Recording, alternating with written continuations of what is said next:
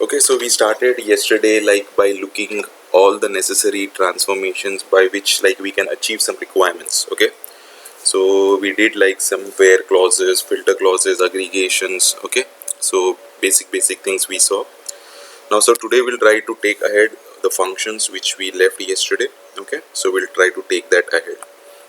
So what I'll try to do is I'll try to create a new Python application or PySpark application.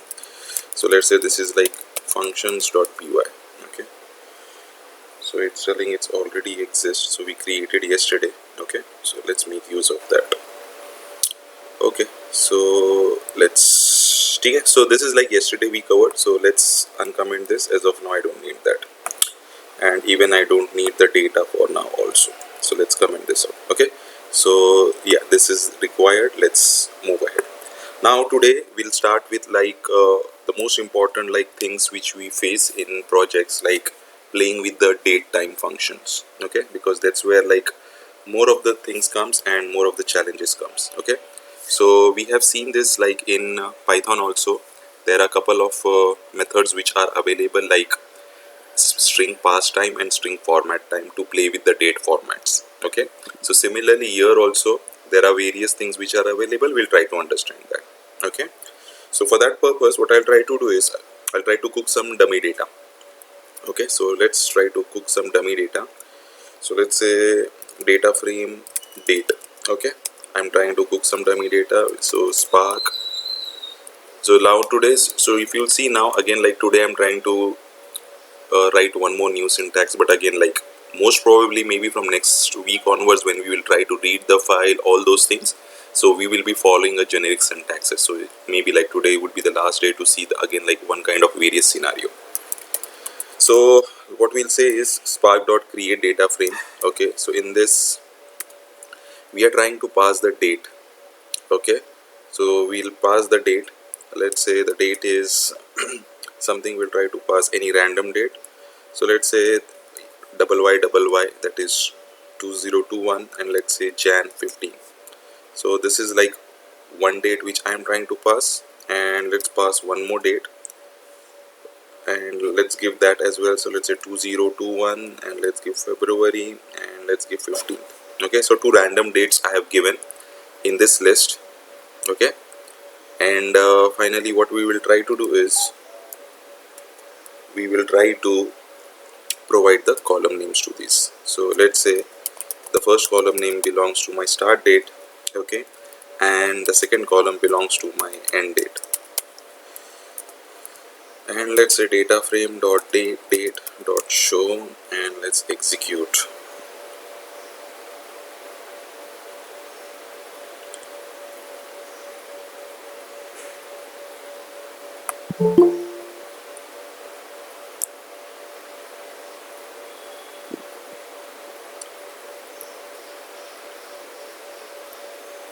Okay, so this is getting executed. Let's let it get executed. Okay, so now what we have done is we have just initialized a data frame which has two columns, that is nothing but start date or end date, and it has couple of dates. Okay, so based on this we'll try to play with like different date formats. Okay, so let's understand how we can play with different date formats. So let's uncomment this. This is not required.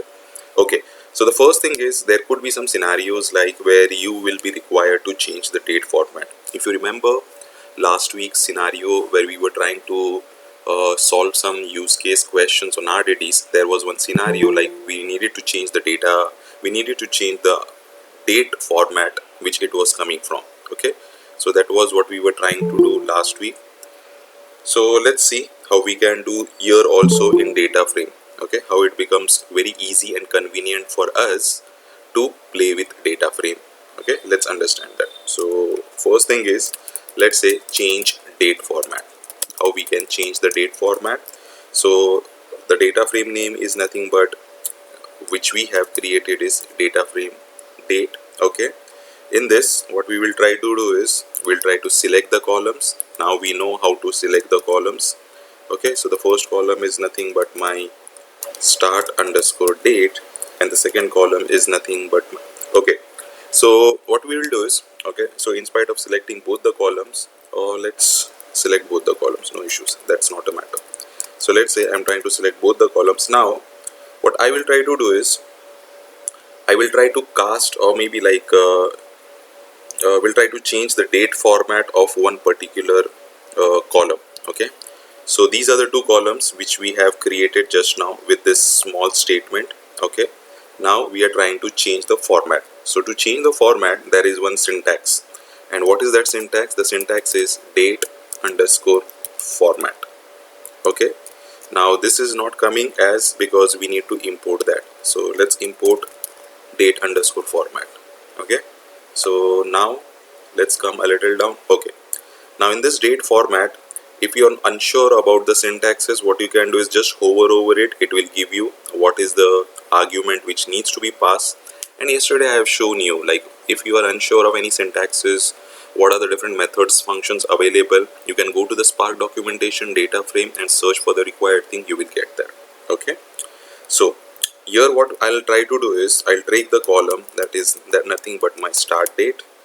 Okay, and I'll try to change the format into a different format. Okay, and that format could be, so as of now I'm getting YYY hyphen hyphen DD. Okay, this is the format which I am trying to get. So I'll try to change into a different format. So what we need to do, just we need to pass that format. Okay, so let's say I'm trying to say DD. So it's a date format, let's say forward slash, let's say YYY. Okay, so this is the format which I am trying to pass, and let's alias this, and let's say this is the new date format.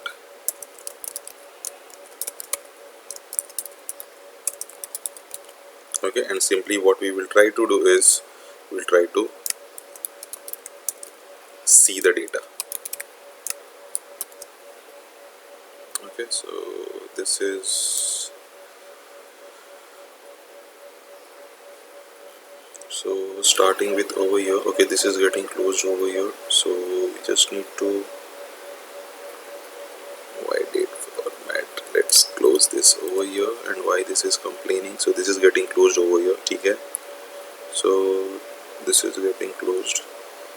Start date and end date, select start date and end date. So I just need to date format, so even this is getting here start date. I just need to remove this. This is the extra thing which I inputted. Let's execute this. So if you remember, like in sequels, we mostly do these kind of things, and people might be knowing things like, if there are some scenarios given, like from a particular month I want to find a particular day of a week, or I need to add some days, I need to subtract some days, all those things we can do. Okay, so if you see, we have converted to a new date format as per the requirement, but mostly like we will get these type of date formats in opportunities in projects. That's what we have seen. Okay, so if you remember, like in there, like we had done either strp time, which was string pass time, or string format time. So here, like with the date format, I can do it straightforward and I can move ahead. Okay, so this is like changing the date format. If you want to like get the current date, okay, so from the given thing, so you want to fetch out the current date, what you can do is simply, so let's say current date. So there is one, let's say I'll pick this data frame. Okay, and let's say I'll try to select, let's say we'll try to select all the columns. After selecting all the columns, let's say I want to simply write current date. Okay, this will simply give me what is the current date. Okay, let's re-execute this, and I should have commented this out. Okay, that's fine.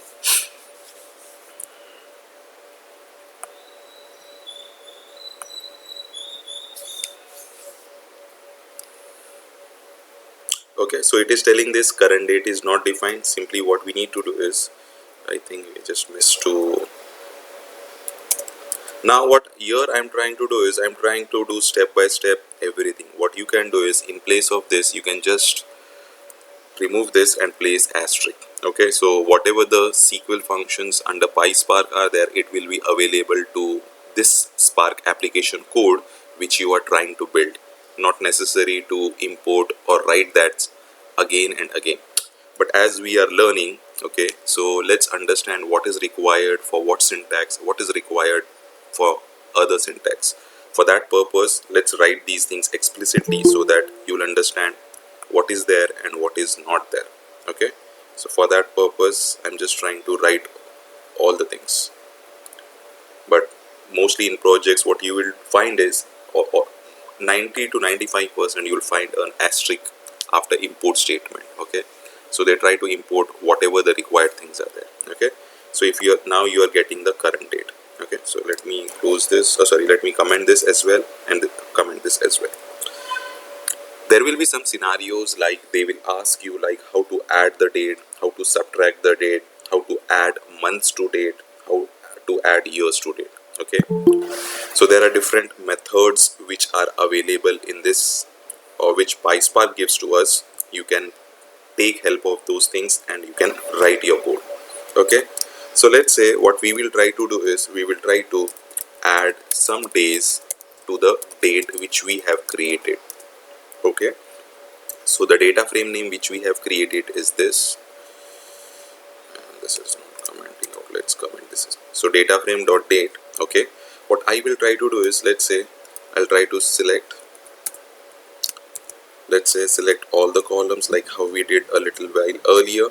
Okay, after selecting I need to use date underscore add. Okay, now all these are methods. Okay, so you need to keep on adding this. So date add, after that we will need date subtract. Okay, so I'll show both the things quickly. So I need to add some days to the date.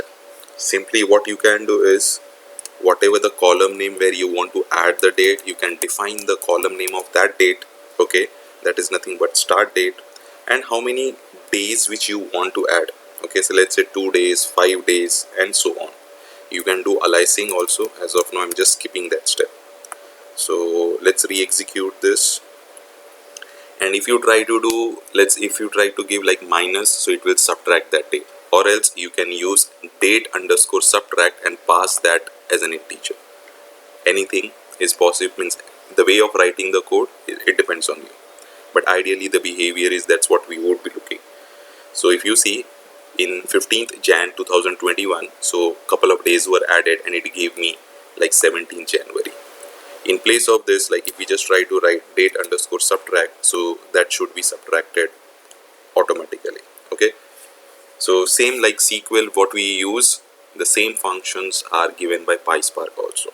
Okay, so hopefully you will be knowing this. So it's just like a syntax which I'm trying to show to make you aware how we can write the syntax, and slowly then we can move away. So this is like your addition and subtraction of your date. Similarly what you can do is, to a date you can add months and subtract your months also. Okay, for that what you will need add underscore months. Okay, so let's say add months to a date. Let me import that. So let's start importing from PySpark.sql.functions. Let's import add months. Okay, let's come a little down. So the data frame name is this. Okay, so we'll try to select all the columns as we are trying to do now. Okay, and I need to add few months. So if you want to add few months, so the first thing is we'll have to do add months. The column name we will have to define. Okay, so the column name is nothing but my start underscore date. Okay, and how many months you need to add. So let's say if we try to add 5 months, whatever the amount would be, whatever the date would be coming after adding 5 months, we should have that date. Okay, so let's execute this. And Sir, there is an echo in your voice. okay, so just like try, means maybe like wait for 1 minute if the echoing is going. So maybe sometimes what happens is that fluctuation happens and it tries to come back. Now is the echoing happening, or it's like good? There is still slight. Now it's good from my side. Okay, so please, maybe like either my You internet also hear me mostly properly. like my internet fluctuation happens, so give some time, maybe 30 seconds to 1 minute, because that's what we have seen the trend. Okay, it immediately comes back, but still, but do keep reminding me. I hope like now it's good to go. Yes, sir, it's fine. Okay, okay, cool. So now if you see, we just added few months and we got a new date. Okay, similarly what you will do is, if you want to add years, okay, so there is no specific method which is available, add underscore years. Okay, so you'll have to define something like into 12 whatever the number of years. So if I want to add 3, so what you can write, simply you can write 3 into 12, so that will be 3 years. Sorry, 12 into 3, so that will be 3 years. Okay, so there is no specific add underscore years if you want to do that. Okay, so these are like very basic things which I have shown, which you might be knowing from SQL. Okay, so what we can, sometimes there will be requirement, because let's say you are handed over a date column. From that date column you want to extract date, month, year. Okay, and whatever the things, you can do that also. Okay, so let's say we want to extract day, month and year from a date. So what we'll try to do, we'll try to do that. So let's say extract day, month and year. Similarly there are so many things. Okay, so like week of the year, day of the week, day of the year, there are so many permutations and combinations. Few things which are getting highlighted or which are getting recalled, I'm just trying to show, and later on the remaining things you can explore based on the assignments and the scenarios which you will be exploring or coming to your day to day. Okay, so the data, yeah. Yeah, is there way here we can calculate like working days, networking days? Yes, see, number of working days, what you'll have to do is, so you'll have to take one date and second date, and from that you'll have to do the subtraction, right? No, like in calendar, suppose in a whole month, I want to exclude Saturday and Sunday. Okay, okay, got it. So, Yes, yes, yes. Yeah, so you can do that also. So first of all, you'll have to, in a one data frame, you'll have to identify all the Saturdays and Sundays by day of, by using day of week in a month, in this. Okay, so in that data frame you will get all Saturdays and Sundays, and from the current, means like you will have to take the current date, start and end date. Okay, first day and last day, so you will get the entire day of the month, and from that data frame you'll have to subtract that, so you will get your required result. So it will not be a direct result, you'll have to play with that data, but yes, we can do okay. that. But it's, yeah, I thought like in Excel we have that work days, end of the month, next month, like the function, where we can calculate using single function. Yes, so we have like few things are available, so like there are months between are available, so maybe like we'll have to explore. Okay, but again, that is not a restriction that we cannot achieve, that it is achievable, just to answer like what you are expecting. Okay, Yeah, so thank you. in this, like what we will try to do is, we'll try to find out like few things as we were trying to see. So let's say the columns, oh sorry, so the data frame dot select. So first of all, let's select all the required columns. Okay, after selecting all the required columns, we'll try to find like year, month and day. Okay, so simply we'll try to say year. Okay, and let's pass the column. So let's say I'm trying to get the year from my start date. Simply what then we'll have to do is, simply we'll have to pass month. Okay, and again like we'll have to pass the column, that is nothing but start underscore date, and finally we'll have to pass start month and day of the month or day of the week or day of the year, whatever you want to get, so you can get that as well. Okay, so I think for the time being these are too sufficient for me. So hopefully let's import this year and month, otherwise it will tell us that this is not defined. Okay, let's come a little down. So moving ahead, because by this month end, so sorry, this month end, like we again there will be a small project which will be given to you, that will be based on scope and hype. So next month like will be I'll again like give you one small project. Okay, so which will have like playing with this date format, because there you'll have to apply some partitioning concepts, and then at that moment of time this date formats will come into picture over there. Okay, so that's why like these things are being shown, and maybe like once you start implementing that, you will come to know what are the challenges you will be facing and how will you achieving that. Okay, so okay, so like you can extract year, month, day of week. There are, you can find months between. So whatever possible ways like we have in sequels, everything is available over here. Okay, the only thing is what you will have to do is you will have to explore. That's the only thing. Okay, similarly, if you want to find the last day of the month, we can find out. Okay, that also. So here I'll not explain everything now, so I'll just write the function name and you can explore it. Okay, so let's say if there is a scenario, if you want to find last day of month, you can do that.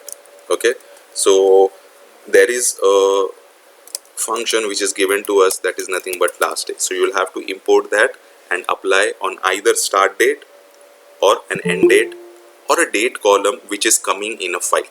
Okay, you will be able to get the last day.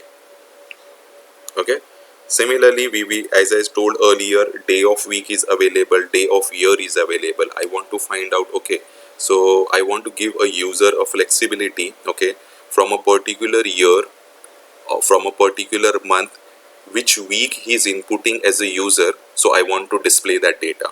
Okay, so that was one of my scenario project requirement, wherein like we gave a user, okay, if he will put like let's say 3, okay, so he will get third week of January data into his screen. Let's say if we put 14, 16, so that's how we gave him a range of like 1 to 52. Based on that he was seeing that data. Okay, so these kind of requirements will come.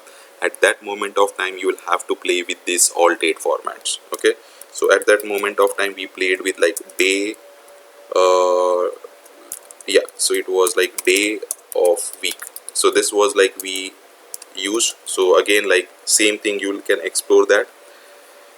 Months between, again like we have, if you want to find out months between two date, sorry, what are the months available between two dates, yes, so we can use months between also.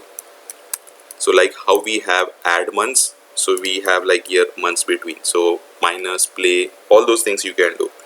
As someone was saying like I want to identify the next day or fetch quarter of the day or truncate data, so even those things are available. Okay, so you can trunk the data, you can determine how many days are the date between two dates. All those possibilities you can do all over here. Okay, I'm not running into everything because these are like just needed to show you, yes, this is available, because major focus for us will be like, again we have to learn many concepts. Okay, Seth, yeah. do we have any function related to calculate fiscal year or maybe the financial year? We need to Financial. customize it. No, I am not able, because actually I have not explored, and even I didn't got the requirement for the fiscal year. I think Okay. you'll have to customize it. You'll have to use like add months and then do subtraction minus whatever like, and you'll have to derive that date or derive that start date of the year and end date of the year, Yeah. like how we Actually, do in, I think like in Oracle. I mean, I'm coming from Oracle background, so even like there also we need to define, I mean like we'll have to customize that to get a start date of the year and end date of the year. So in a similar fashion we'll have to do year also. okay. Actually, there was an requirement in my one of the particular project Mm-hmm. where we are giving a user to choose between fiscal year or calendar year. Okay. Probably some data visualizations would be appearing, some reports, and those reports can be grouped against quarterly, weekly, monthly, Right, and right. year wise. Yes, yes, But agreed, agreed. depends on a particular year that they have selected. Yeah, agreed, agreed, that is possible. So that's what I said, so it's not a restriction. And in my project, like as I told you, we had a requirement that the user was expecting a week data, so that's where like we gave them a functionality. Okay, so whatever week number he or she is inputting, So they will be able to see that kind of the data. So in your case, like it would be either fiscal year or the tax year, whatever, based on the country or the project you are working. So you'll have to customize your code according to that need. And is there a way to fix the date format? Fix the date format. I did not get this question. Fix. Suppose my application is applicable only for India. Okay. The date format has to be always DDMM. Mm-hmm. So whatever date a customer enters, it has to be like entered in such a way that it gets saved in No, no, database. no. If you are asking, like, let's say you are getting a, let's say if you are getting a junk data, and let's say this is a date column. Let's consider this is a date column in like Okay. DDMMYY, and let's say you are working for HSBC Bank, and let's say HSBC Bank is spread across all the globe. Okay, and but let's say the module in which you are working, it has only three time zones. Let's say US, UK, and Australia. Okay, so these three. So what you can do is whatever the date format which you are getting, okay, and let's Mhm. say for three different time zones you'll have to display dynamically. First you will have to, like, means, remember yesterday we have seen a case when statement. Yes, yes, So, and in, if you remember, in Python also we have seen that local time zone and the time zone format, if you recall that. yes, yes. So you'll have to combine that and you'll have to write that. Okay, so if this is falling into my UK zone, okay, so this is the date format which a customer or a user will be able to get as an output. If the user is like falling into a, let's say, Australian geographic location, so he would get that required date format. So that is achievable. Okay. So that will Got be a customization of the code. It's not straightforward, but again, Okay. that is achievable because you just have to frame your case statements, and based on your time zones you'll have to use that data frame when you are trying to show the data. So you just write if condition. So if that, because see, let's say the data is coming, so in this data, let's say there are 10 records. Let's consider Saurabh is from UK, and let's say Saif is from Australia, and let's say Irfan is from US. So all these three customers will be having certain, maybe like customer ID or some geographic location pointer, right? So they fall into this geographic location. There will be some definition or some column which will identify this customer belongs to this region. We can use that column also and identify that, and based on that we can reflect the date format for that particular user. Got it. Got it. There are various ways. Again, it depends, like how you, means, how the data is being how the data is getting to you, and what exactly at the end you need to throw to the user. Okay. Yeah. Thank you.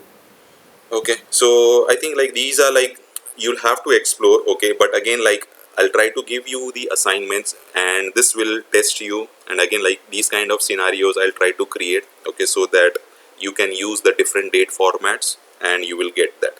Okay, so most of the thing which will be available in this only, so you will be able to get that. Okay, so there are not much, but again, like as the requirement pops up, like how Saurabh had some other requirements, based on that, whatever the date formats which are available, we'll have to play with those things. Again, as I said, you are not sure which, like, what is the method function I need to use. As I told you, not everything I can recall or I can remember or I can deliver. Okay, so what you can do is simply go to the documentation and see if there is something which is close fitting to your requirement. If it is fitting, take that and customize that as per need and make it move. Okay, that's how like you'll have to build your code and make it move. Right? Any questions in the date formats, like the most important thing you will be seeing is this date underscore format at the starting, which I showed. Okay, most probably because 95% in my project we are using date underscore format only. There are some requirements where we use day of week, but that is like a rare scenario, but yes, it's used. Okay, there is one more, like Unix underscore timestamp and from underscore Unix time. By any chance, like people who are going through Hive videos, did that scenario came functions in Hive?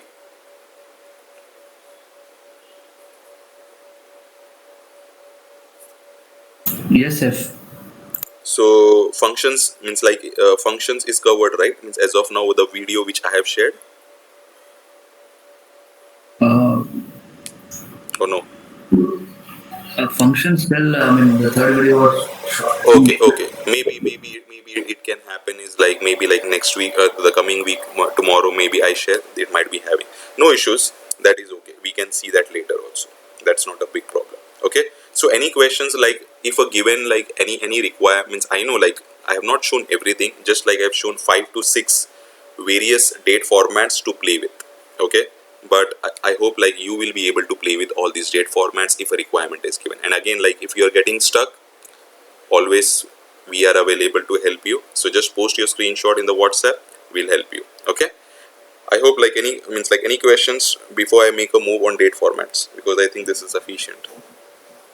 Sir, so Yes. in case we have a timestamp like the date as well as time, Uh-huh. so can you separate that as well in format date? Yeah. So date format. So if you see, like here, let's take. Okay. So if you see here, there is no time format is coming. Okay. So if you like, when I'm trying to use current date, in place of that, you can use current timestamp. Okay. So you will get the date plus timestamp, right? I Right, guess right, you were not available in the Python session for us. So again, here also we can do, and in Python also we can do. Okay. So in Python right, also we have done by taking the appropriate format like %y, %m, right. %d. So here also we can do that. So if you remember now only, if you see, let's consider it had like, let's consider it HHMMSS also. So here just date format, in this you'll just have to pass that HH colon mm, Got it. whatever what is required or whatever output you want. It's based on your Mm, requirement. You okay, can got get it. that. Yeah, and one more question. So, we cannot change the data frame, right? So every time we do some operation, we have to save it in a different data frame. Right. So is it good to, do multiple operations together and save it, because otherwise it will consume a lot of memory, right? For every operation, we are like saving it in a data frame. So Can someone answer? Like what she's trying to ask us is like, if you see over here, I'm trying to create one data frame over here, and let's take an example. Let's say change date. I'm trying to create one more data frame over here, and let's say cur date. So let's say I'm trying to create one more. So let's say there are 3 data frames which I'm trying to create. Okay, as of now, I do understand this show is available on every data frame, but let's consider this show is not available over here, and let's say is available. So did anyone understood what she's trying to ask? Yes, chef. Okay, so maybe Uh, like, can we try to answer her, or if not, then I'll try to polish your yes, answer. yes, yes. Can you repeat your question? In data frame or in RDD, unless we have an action, it doesn't go inside memory. It just create that. So here in this case, we have 3 data frames, but we have show statement only on third data frame. So once this show statement gets executed, only at that time everything will go in memory and it will execute as per the DAC. Okay, so So yeah, thanks. May I know your name, please? yeah, Varad this side. Varad. Thank you, Varad. Okay, so again, the answer was perfect. So let's reiterate her question and answer again. So what question this lady, ma'am, has asked? So if you see what she's trying to ask, I'm creating one data frame over here. Okay, then what I'm trying to do is, as we know, RDDs and data frames are immutable in nature. I cannot change the RDDs or data frame. So what we are trying to do over here, from the data frame which we got created, we are trying to transform that data frame into a new data frame. Okay, and let's, for the time being, I'll remove this. And again, what I'm trying to do is, based on my requirement, let's say I'm trying to use the same data frame over here. Okay, and I'm trying to again transform this, and I'm trying to call this. Now what ideally the question was, so when I'm trying to transform or change the data frames multiple times in my application code, that is Spark application, will it go like out of memory, or will it be like lots of memory used? That was the question. Okay, so as rightly answered by Varad, sorry, until unless an action is called, this will be not getting initialized. So like how it will happens is, let's say we are trying to create a data frame, let's say we are trying to read the file. So what will happen, it will not happen that this will read the file and it will put all the data into this. After that, whatever we are trying to transform, again what it will do, it will try to pick this and it will try to do. No, until unless an action is called. So if you remember the Spark architecture, so Spark is lazily evaluated, which means that until unless an action is called, the transformation whatever you have done, it is not available on the executors, means data is not available. Okay, as soon as you call the action, what driver program will do, it will identify with the help of cluster manager on which executors the task will be getting processed parallel. That's where the Spark parallelism comes into picture. That is a powerful framework, distributed computing processing, right? So the answer, again rightly said by Bharat, that until an action is called, your transformations would be lazily sitting in Spark and there will be no utilization of your memory. Okay? Okay. Okay. Yeah. Got it. Yeah. So, in case I don't have a show in my entire script, okay, and eventually, like this is just for the exploration part that Correct. we have made a Correct. show, huh? And then at the last, it saves it into some database or somewhere in a structured format. Mm-hmm. Okay. So, in that case, like in the last step, it would basically generate everything. Right. Is that correct? Yeah. Yeah. So if Okay. we take a small pic, maybe like a small, let's open a notepad. Let's say we are trying to read the file. After reading the file, we are trying to apply a filter. Let's say after trying to filter, let's say we are trying to change some date format. That's what we have learned a little while earlier. After that, again, let's say we are trying to do some grouping. Let's say again we are trying to do some filtering. And finally, what we are trying to do is we are trying to write this data, okay, either to a database or maybe like to let's say, yeah, so let's say to HDFS file system or maybe like S3, wherever is the need. So now here, if you see, there are no actions in between. So this is the last action. So once this is triggered, or means like when you are trying to execute this, now this is expecting a data frame to be written to some place, right? So this data frame would be coming from this, and this would be coming from this, and this would be coming from this. So there is a data lineage between your RDDs or Right. transformations.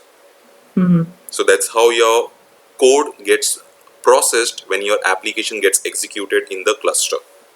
So Okay. till the time whatever you have written, that would be just sitting lazily. So Okay. Okay. in my Python session I gave an example. Let's say you need to buy a car. Okay, so what you are trying to do, you bought a car. So okay, so you went to the some warehouse, not warehouse, I would say. You, let's say you went to some showroom and you bought a car, and the car is sitting in the parking. Okay, now in this car you have all the features. Let's say car is the Spark, and car has, like, let's say the power, engine, brake, wipers, all those things. Okay, everything is available. Until unless you are not starting it and you are not driving it, this is just sitting lazily over in your parking. In a similar fashion, Spark is also doing the same. Right. Got Until it. unless you are not calling an action, that is just sitting lazily. It is not occupying any memory of yours, or to be precise, cluster's memory. Right. Okay. Steph, Thanks. one more thing. I think the last time when we were discussing RTTs, we discussed that these are just working like the pointers until unless we don't have any action. Yes. So is this correct? Pointers in the sense, I hope like you're not pointing it to C and C++ where the pointers are coming from. Okay, so I meant to say, like, okay, so if this data frame, so this data frame is coming from over here, so this is pointing to your previous RDD or a data frame It is taking a reference of the that particular earlier. data. Yes, Right? yes, yes, that Okay. context is correct. Okay. Sorry, just one question on the terminology used, lazily. So, um, till that point, is it like sitting somewhere? Like, is it stored on file system, or if it's not on memory, where is it like stored at? It will be aware. See, this is like a code which you have written, right? So when you try to execute this code, okay, then if there is an action available, it will be going. As of now, you are writing this code, right? So Yep, this code is not submitted to your cluster, correct? correct. Yep, yep. So where should be this available? On your edge node, right? Yep. So it is available with us as of now. When I try to execute this or run this, what will happen? What will happen? This, with the help of this Spark as a driver program will be created. Okay, that is again like the architecture. So a driver program will be created. So driver, what will do? It will try to see what are the transformations and actions available in this entire application code. And based on that, it will try to create a DAG, which is nothing but directed acyclic graph. So it will try to identify what are the transformation actions in the code which you have written, and how many numbers of resources it will need to execute this gracefully. For that purpose, it will communicate with your cluster manager and negotiate for resources which will be required for this entire thing. So as of now, to answer, this is like sitting with us only on the edge node until unless you execute it. Okay, got it. Thanks. Okay, so any questions on this? Okay, looks good. Okay, so I think like people are getting like a little understanding from the question. I can understand, so that's good. A good positive things. Okay, on date and time, hopefully there are no questions. But again, if there are any questions, you can ask in between the sessions also, in the next week also, and in the WhatsApp group also. It's not the end of the date time. Okay, so that's what I'm trying to say. Okay, so now what we will try to do is, okay, so now we got some idea about date time. Okay, now let's try to understand something. There are some aggregate functions which are given by Spark. Okay, something like approx, count, distinct. Okay, you know, average, min, max. Okay, but there is one something like collect list, collect set, count, distinct, because this is given by Spark. Okay, let's understand those things. Okay, let's copy this data set.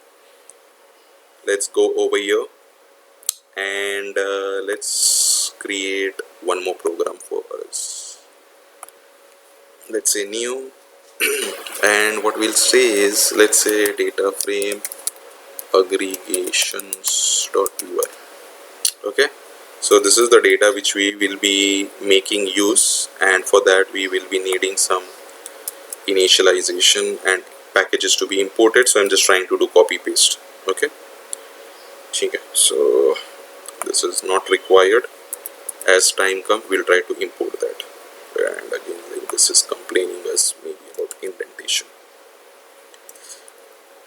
Okay, I hope like when I'm trying to do copy paste, because these are all like taken care, and hence I'm trying to do copy paste. Okay, so this should not trouble you why I'm trying to do copy paste, because we have already written the code in previous sessions right from the scratch.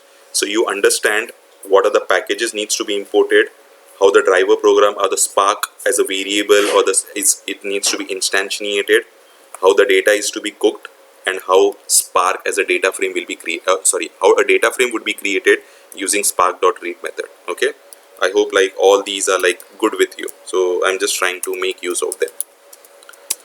Okay, so let's give some column names, and as like we were trying to give, so let's say this is employee name.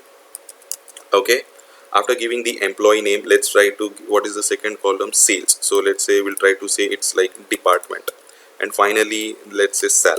Okay, so these are the things, and let's create a data frame, spark dot create data frame, and we'll be passing the two things, that is data and columns. Okay, and let's quickly do a my data frame dot show, because this is the first time we are trying to create a data frame over here with some cooked data, and then we'll try to understand the different aggregate functions which additional Spark gives us. Apart from that, average, min, max, sum, count, is all those things. Okay, so it is able to get the result. We are good with it. Now let's understand 4 to 5 are there. Let's understand those things.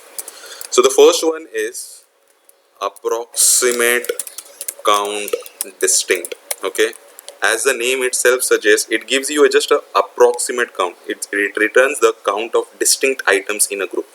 Okay, so to explain this, let's write a small let's say df1 equals to, Okay, so the earlier data frame name is mydf1, and I am trying to but for that what we can do is just to give you a differentiation. First what I'll try to do is I'll remove the distinct count and then I'll show.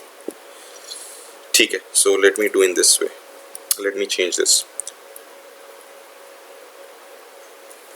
Okay, so let's take the data frame, and from this let's select and let's pass approximate. I think I'll need to import this from PySpark.sql.functions. Approximate count is distinct we'll need, and later on let's see if I'm showing that. Let's come back over here. Okay, so that is nothing but approximate count distinct which I am trying to show, and let's say the column name is nothing but my sal. Okay, and what we'll do is we'll just try to see the output of this. What is the output which is coming? Okay, so let's execute this.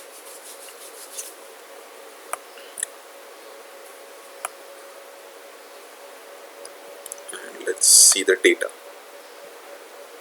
Yeah,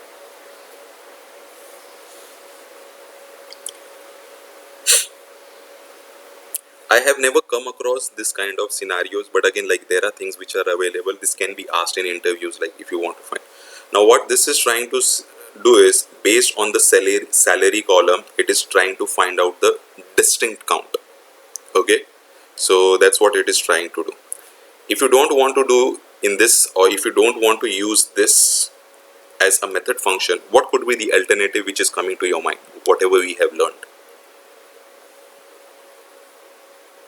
How can I do this? Let's say I don't want to use this. Let's say if the interviewer asks you, okay, you gave this solution to him and he's happy. Okay, then what he asks is, okay, now I don't want to use this, but I want to get the same output from this data. What you will do that in that scenario?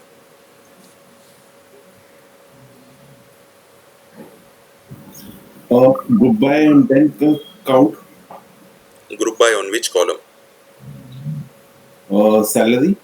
So count of with suppose my count has to be So is equal understand, to like this. if you will try to do group by, so let's say there is a group of 3000, 1, 2, 3, 4. Okay, so you will be getting 3000 comma 4, right? Yes. But I will not be getting this count, right? I am expecting this kind of count. Count of distinct cell. We need like distinct rows, correct? Yeah, From that group, I will take only one. right. Then I'll move to next group. So suppose if I have a Got it. I got the answer which I was looking for. Or maybe, like, can I do like this from this data frame which I'm getting? Can I just get only this column and I remove a distinct and then apply a count on top of that? I can do that also, right? yeah, Right, I should get this answer, right? So see, you'll have to think of alternatives as a developer. I know, like, see, this is like with the perspective of interviews. In interviews, sometimes they will try to cross check you. Okay, so whatever the solutions which you are trying to give them, they might tweak you just to check your logical and analytical thinking. Or maybe, like, if a given requirement is if a requirement is given to you, how will you, what will be your approach to achieve that? So sometimes they try to test that. So that's what, like, here also. So it's not always like if you see in the given assignments also, I always tell, do not use the function. Okay, try to do it programmatically. So that's where, like, they would be, that's where logical thinking and analytical thinking comes into picture, and that's where, like, you'll have to be ready. Okay, okay. Chalo, thanks Saurabh for answering that. Let's make a move.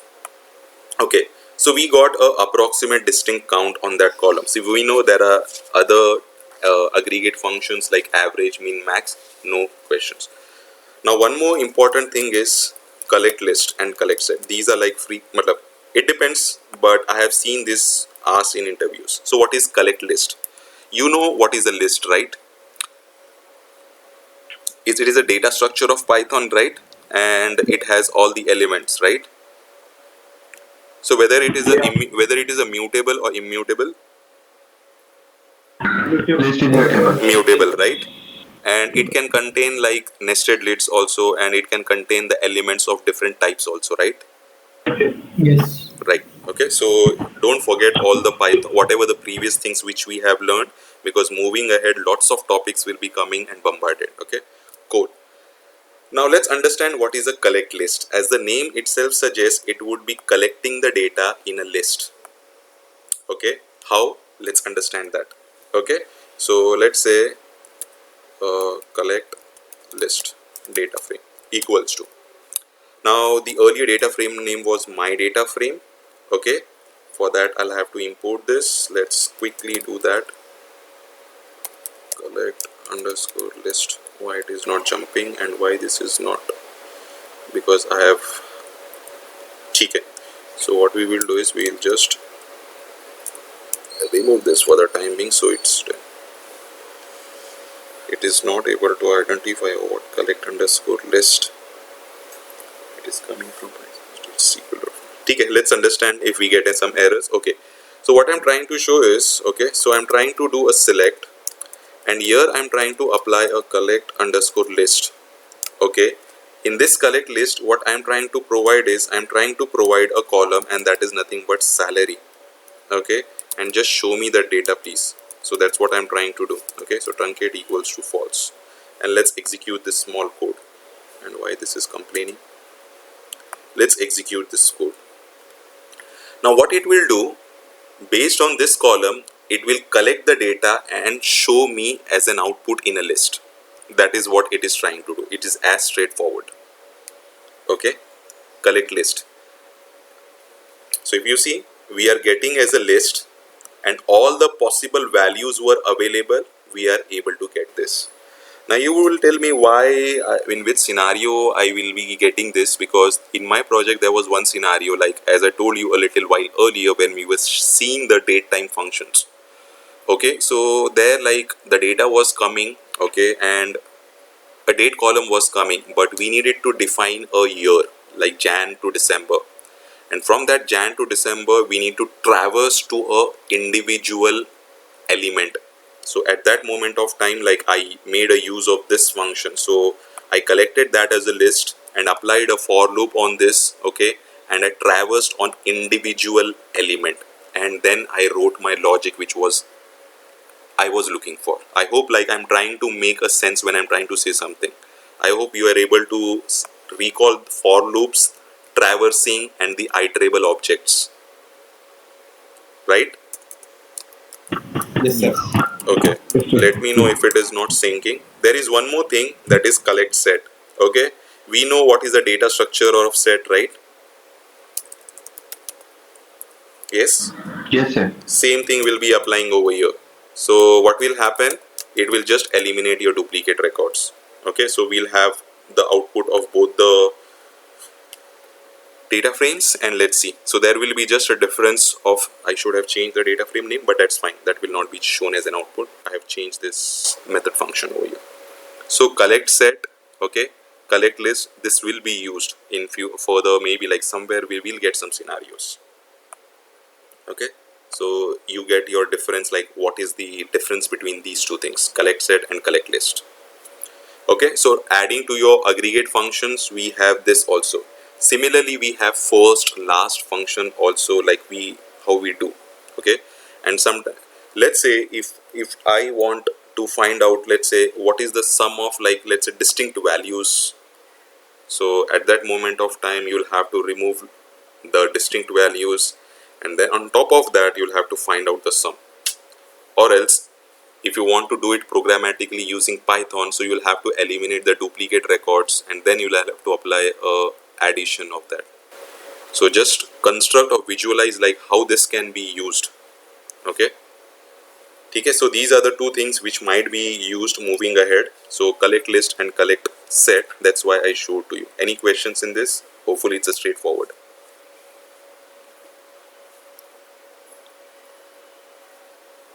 No questions? Looks good. No, sir. Cool. Similarly, we have like windowing functions to us. How we have windowing functions in SQLs. Similarly, we have windowing functions in PySpark also. Okay, So you know what is a windowing function. Okay, it creates a window similar to your group by. Okay, and whatever expressions or logics you are trying to write, that will be getting applied on that window. Okay, so they are called your windowing functions. Okay, so what we'll do is we'll try to understand those windowing functions now. Okay, so let's move ahead. So I'll use the same thing. Okay, same data set I'll try to use, because that is pretty much, I think I can make a group of like, and here like so I have this salary and I can make use of this, so I don't find any issues in this. Okay, we all know like there are so many windowing though so many analytic functions which are given. So there are ranking functions, analytic functions, and aggregate functions. Okay, so we all know what is row underscore number, right? So what does row underscore number will do?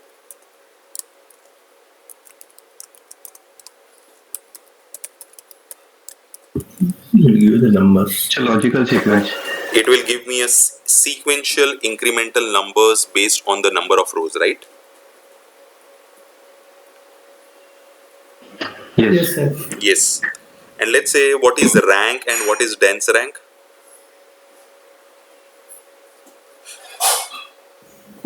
Rank will give the sequential number, but it won't skip the row. Okay, okay, And dense rank will give the sequential number, but if for the duplicates, it won't skip it. okay.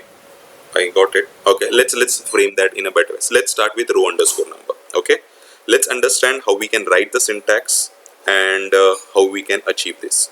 Now, whenever you are trying, see in interview they'll ask you, oh, is okay, I'm trying to give you a data. Okay, what I want from you is, let's say there are 20 records. Okay, the first is header and the last is footer. So one header, one footer. So in total, how many actual records I have? 18, right?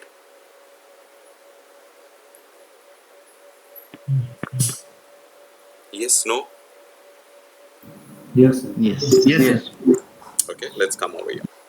So I have a header, okay, and let's say I have, let's say 8 rows, and then I have a footer.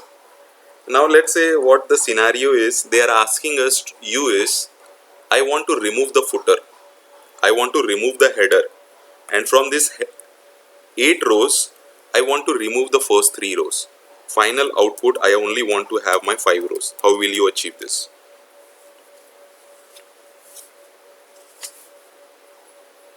Got the scenario, right? Can you repeat this scenario Yes. once The again? question is, I have the data like this. Okay. So the data consists of in total 10 rows. Okay. So what I'm getting 10 rows. So one is header, one is footer. So 2 records and this 8 rows. 8 plus 2, 10. This is the data I'm getting. Now what they are asking us is, I don't want header, I don't want footer. From this 8 rows, again I don't want first 3 rows. I only want the last or the in between 5 rows. How will you get?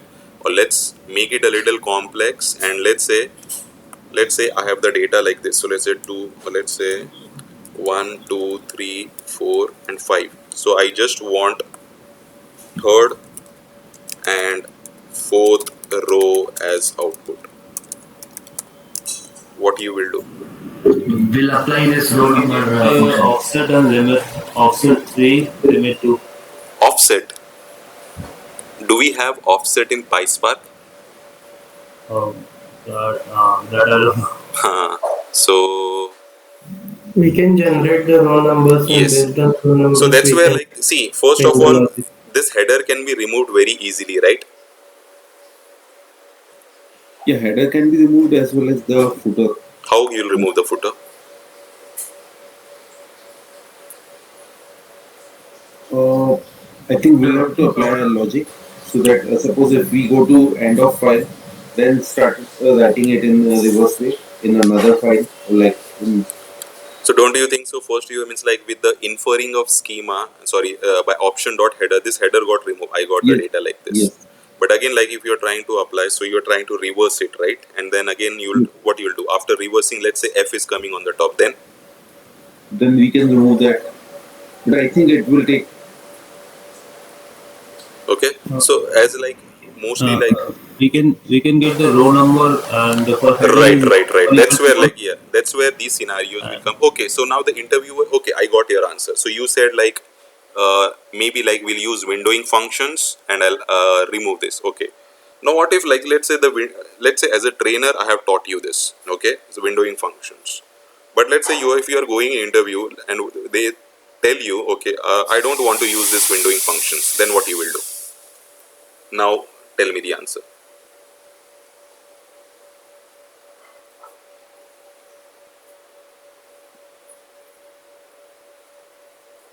Okay, maybe like when you were trying to when I started the session, and maybe like if you recall that I said something monotonically increasing id. Okay, so just explore that, you will get your answer. Let's come back to the session because we are just diverting and rerouting the time. Okay, so we'll try to understand how to do the row number. For that, what I was trying to say, we need to import one package. Okay, so from PySpark dot SQL dot, I think it is W capital or small, yeah, small. From PySpark.sql.window, okay, what we need to do is we need to import the window as a class. Okay, done. So the first thing what you will do, you will import the class which is required to create a window. Okay, then here first thing is we will create a window. Okay, let's see how to create a window. So to create a window, so I'll just say, let's say this is window spec something. It's just a identifier name, or we call it as a variable name, right? So you can do anything from that class. Okay, and I'm trying to use some method that is nothing but partition by. Okay, in that which column I need to create a partition. So let's say I need to create a partition by department. Okay, and if I want the data in appropriate, so I'll just try to do apply a order by. It's just like a random thing I'm trying to write. So I have created this window. See, in SQL what you will try to do is you will try to write this like this. So select salary, right? And you will try to write, let's say row underscore number. Okay, row underscore numbr. Okay, sorry, row underscore number, and you will apply a over clause, right? And here what you will try to do, you will try to define your partition by column, right? And you will try to define order by column, and finally you will give it as alias as, let's say, row number and from table. This is how you will have to do in your SQL, right? Same way, this window which we want in PySpark we cannot write directly. Yeah, when we go to spark.sql, which I have not taught as of now, we will do that in SQL way. But as of now, I am trying to show you in DSL way, which is nothing but your domain specific language. So here, I am trying to do this, which means that I am trying to create a window. It means that the data which I am having, so this is the data which I am trying to have. So based on the based on the department, I am trying to make a partition, which means that all the sales which are available in this data set will be a part of one group or one window to be precise, and the respective salary will be in the ascending order. That is what I am trying to do over here. Did we understood this line?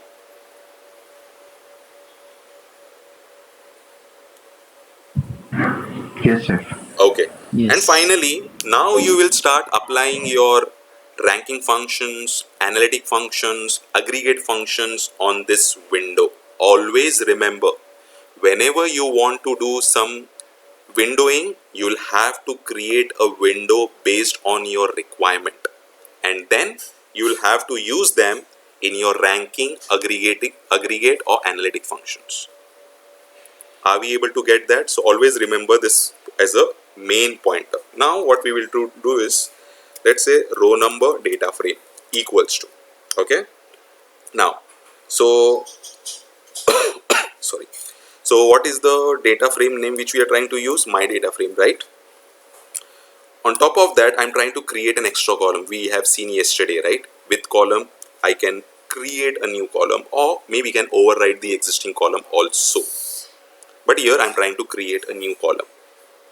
In that column, I'm trying to say, let's say this is my row number column. Okay. And here I'm trying to write row underscore number. Okay. And we were trying to write over. And here we were trying to write this syntax. So in place of this syntax, we will just simply pass this window spec what we have created. That's the only difference while writing the syntax in PySpark. Okay, what we have done, we have used the existing data frame. We are trying to make use of with column. We are trying to generate this column as a column name, and we are trying to use the row number, which is nothing but my ranking function, one of the ranking function, and I'm trying to use a window in dot over. And simply what I will try to say, just okay, so I've already done. So our number data frame dot show, and let's execute this small piece and let's see the outcome of it. There's a mistake. What was the issue? My data frame. It looks good, right? Okay, so it is telling row underscore number is not defined. Yeah, so I have not written this. Let me quickly just take this and re-execute this. Please be on mute. Okay, so it is telling that cannot import name row underscore number from. Okay, I should not have written. So it's just like quick things I was trying to do. It should have come over here. It is under functions. It is not under window. Let's see that.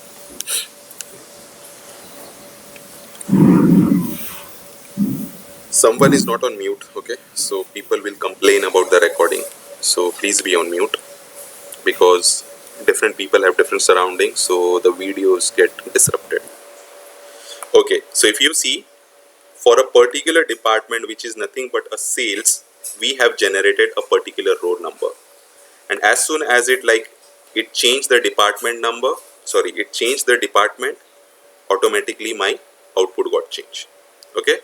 So what thing you'll have to remember is every time you'll have to create a window, and then you will have to apply your analytic functions or ranking functions what you were looking for. Okay, any questions in this row underscore number? Sir, can we partition by multiple columns? Okay. Yeah, we So, can do partition by multiple. Okay. so When we the how the row number will work on like only the first column or no. So let's say if we are trying to write partition by let's say department, or let's say by let's take a good thing. So let's say products. Okay, and from that products we have, let's say, product name. Okay, now it can be some scenarios. So let's say the data is like this, or let's say we'll take name and products.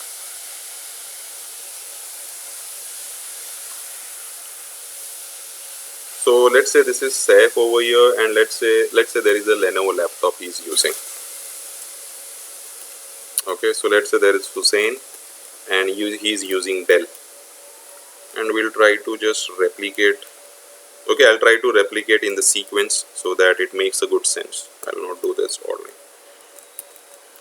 So here when you are trying to do partition by name, okay, so here the group will be created.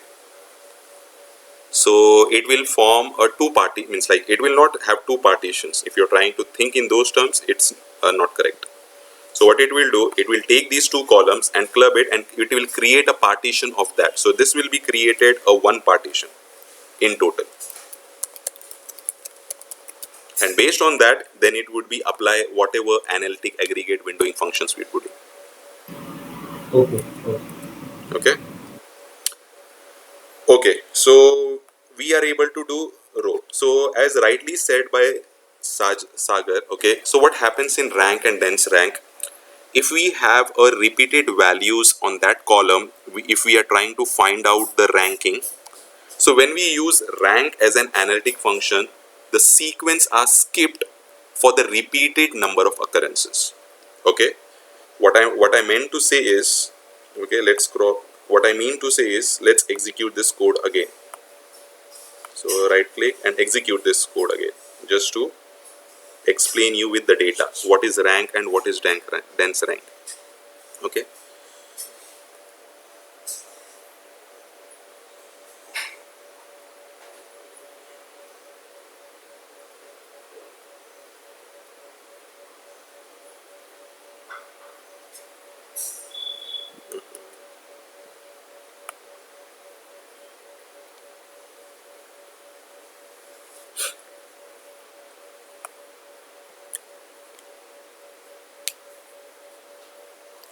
Let it get executed. Maybe once we finish this, maybe like we can take a break of 5-10 minutes and then we can. Okay, now if you see, if we are trying to find out, let's say what is we all know what this kind of scenario is. Okay, let's say like here if you see 3000 for this particular group. Okay, for this particular group, if you see 3000 and 3000 is having the same salary. Oh, okay, or let's say Saif is having the same salary, and 4100 4100. Now what will happen is, the number of occurrences which are repeating for a particular group, either it could be a single column or multiple columns. So let's say for department. So now if you see here, I would be getting 1, and here I would be getting as 1.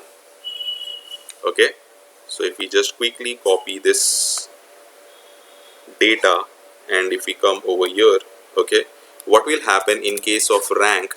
Okay, so this will be getting a ranking as 1, this will be also getting ranking as 1, but this and this had the same value, and the number of occurrence of same value for that particular partition, that number of occurrences will be skipped. So there was 1, so 1 plus 1, it will be 2, so the next value will be assigned as 3. So here we are able to see that the sequence as a 2 is missed, and in the dense rank that does not happen. That is the only difference which we all know, right? Nothing new over here. So 1, here it will be 1, and here it will be 2. So that's the only thing. So how you will write the syntax? So in place of row underscore number, you will be writing your rank or your dense rank. I hope like you will be able to write that syntax and get it. Okay, so I'm not going into that, because it's just like you need to change rank and dense rank. You need to go over here and you need to import that rank and dense rank. I hope like you should be able to do that, or we understand that. So I'm just trying to skip that. Okay, any questions in that? Just one question on window. Is it like a similar concept as in SQL? There is a concept of subquery or subselection. We can relate it. We can relate it, because what exactly is happening is, let's say this is the entire data set. So if we write a subquery, okay, and in that subquery, let's say we want to get only the data from a sales only. So ideally, as an output, we would be getting only sales data, right? Yep. That would be acting as an inline query to my outer query, and whatever you are writing, that would be getting applied onto this. So you can say yes, you can relate it. Okay, thanks. Okay. I'm just keeping rank and dense rank. Why? Because you just need to replace over here. Okay, and I hope like, or should I show it quickly? Because let me know. It's just changing the syntax. Yes, no.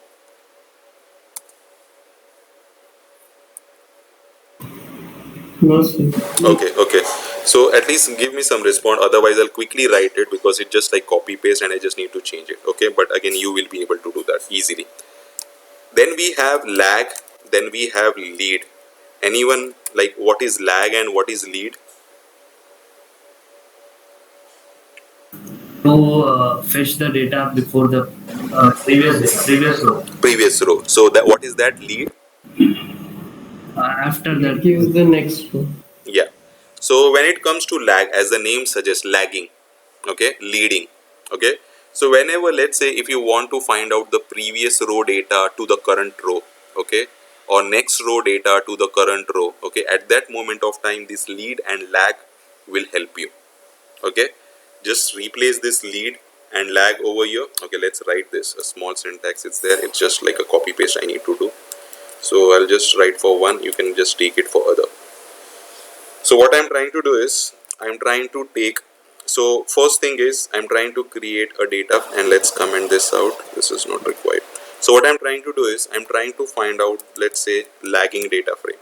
Just for, with column I'm trying to use, so this is, let's say, lag output, okay. And here what we'll have to use, we'll have to use lag. Now whatever from the current output, let's say if I want to find out my previous 2 rows salary or previous row salary, so you can do that, okay. For that, what you'll have to do is, you'll have to pass that column, which is nothing but salary, and how many previous occurrences you need to jump. If you want to jump 2, you can write jump 2, that's just a numerical representation, okay. And let's copy this and let's paste this, and let's go a little top, and let's import this, and let's execute this small code.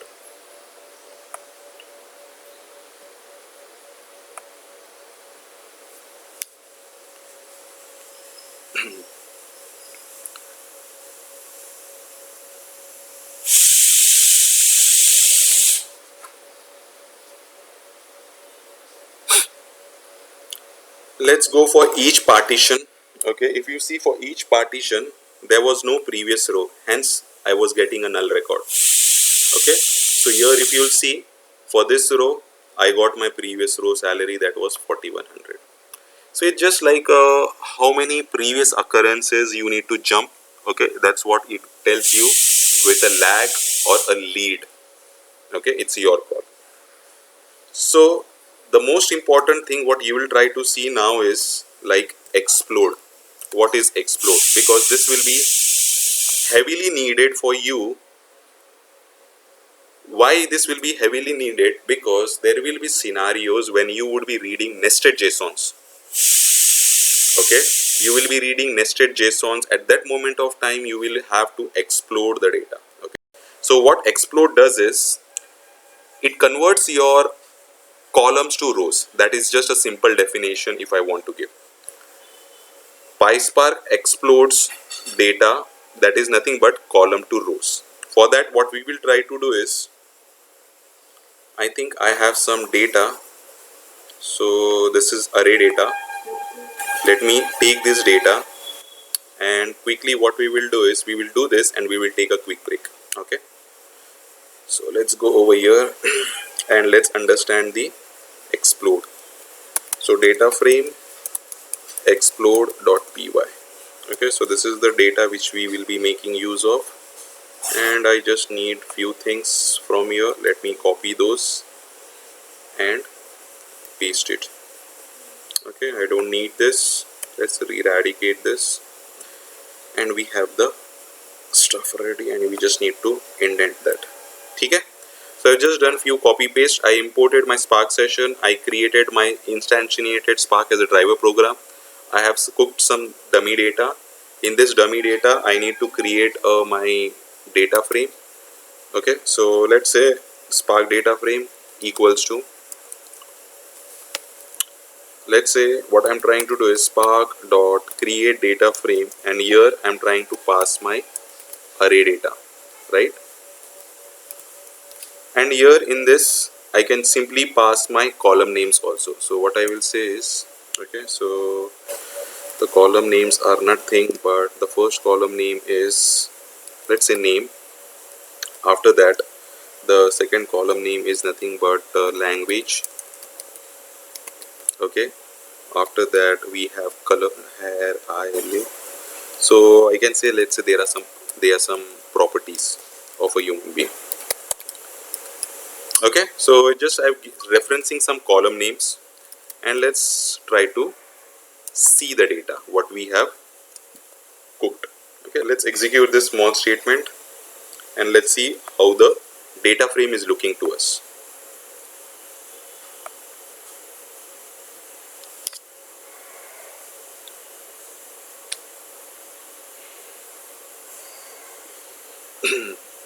So if we remember, let's take the print schema also. And what you will do, will not truncate the data. And let's re-execute this again. If you remember yesterday or maybe last week, so we have seen how to read the data from a struct, how to read the data from an array. Okay, that's what we have seen. So we know now those things. But again, like more scenarios will be coming when we will be playing with files, and that's where your learning will be tested. Okay, now if you see here, I have an array. One is an array and the other is map. Okay, this map is having a key and value, and this is having an array which is an element of string. Okay, now how does your explode function will help you? As I told you, it will convert your columns to rows. Okay, that's what it says. So let's say I'm trying to explode array explode let's say array data frame equals to. So the data frame name what we have done is df dot. Okay, so I'll try to say select. Okay, the column name which I want to say. So what I'll do, I'll just take one of the column, and here I'll try to explode it. And this exploding, from where it is coming? From PySpark.sql.functions import explode. Okay, and now this should give us that explode. What we are trying to explode, you need to provide that column. So let's say I'm trying to explode a column that is nothing but a language. Okay, and let's say array data frame dot show. Also we will try to see the output of this also, so that you will understand what exactly the conversion of column to row is happening. Okay, we know like what is pivot and unpivot in SQL. Here also we have pivot and unpivot. Okay, maybe like based on the assignments, you can either make use of pivot, unpivot, or if you want to explode the data, and after exploding the data, if you want to do that, it's your call how you write the code. So if you understand this language where we made an explode, and as I told you, it converts your column to rows. So this has been converted to this. Okay, so there will be some scenarios, or there will be, because this is one of the scenario which I faced in my certification when I gave my Hadoop and Spark developer certification. At that means like in that I had one scenario like this. So again, like if people are up means planning to give that, again you need to be crystal clear on your syntaxes, the errors which you are facing. Okay, so at that moment of time you can appear for certification. Okay, so this is like exploding the data into row, into columns. Similarly, in one of the interview, one question was asked to me, like when you are trying to explode a map column, what are the two columns which gets generated? If you remember, okay, I did not printed the schema. Means like if you remember, like a little while earlier, I printed the schema. In map, we were getting key and value. Okay. See, these small things will test the understanding, because you would be masking your CV either 3.5 years of experience. At that moment of time, just to test whether this person is like a real professional person, or he is just like trying to mask his or her CV by learning and convert. At that moment of time, they'll test you, because in interviews they will test you, and again it depends on the interviewer how in depth internally he wants to test you.